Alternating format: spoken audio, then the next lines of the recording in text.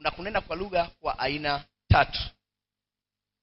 Aina ya kwanza inaitwa kunena kwa lugha katika maombi. Kama unaandika unaweza kaandika vizuri. Kunena kwa lugha katika maombi.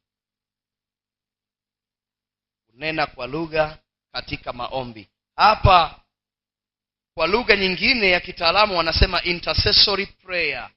Intercessory prayer ni kunena katika lugha katika maombi. Kunena kwa lugha katika maombi wanaita intercessory prayer.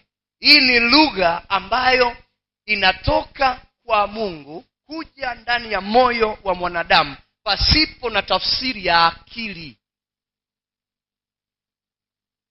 Hii ni lugha inayotoka kwa Mungu kuja ndani ya moyo wa mwanadamu pasipo na tafsiri ya akili.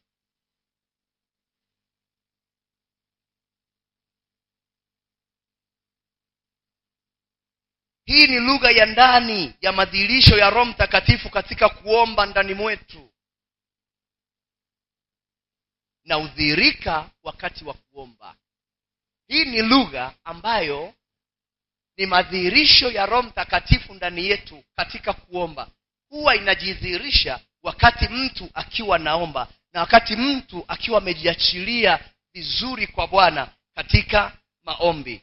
Wakati mahali fulani kwenye kitabu cha Warumi sura ya 8 mstari wa 26 mpaka 27 anasema Roho Mtakatifu ndiye anayetuombea katika kuugua kusikoweza kutamkika. Bwana asifiwe sana. Roho Mtakatifu ndiye anayetuombea katika hali ya kuugua kusikoweza kutamkika. Kama unaweza kufungua kwa haraka, fungua kitabu cha Warumi sura ya 8 mstari wa 26 mpaka 27. Aliyepata anaweza kanisomea kwa haraka. Warumi 8:26-27. Karibu. Kadhalika Roho naye hutusaidia udhaifu wetu, kwa maana hatujui kuomba jinsi itupasavyo, lakini Roho mwenyewe hutuombea kwa kuugua kusikoweza kutamkwa. Haleluya, inatosha.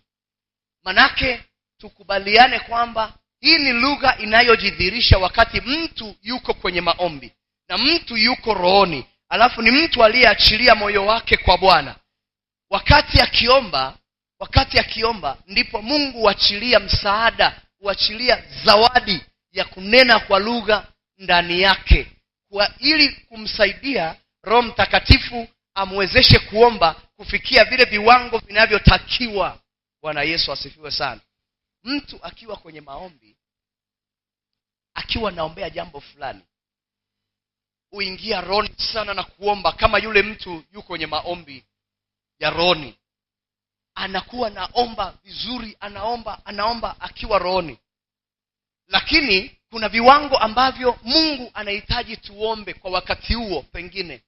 Lakini kwa sababu ya akili ya kibinadamu inayokuwa na ukomo, wakati mwingine sisi tunashindwa kuomba kufika vile viwango ambavyo Mungu anahitaji.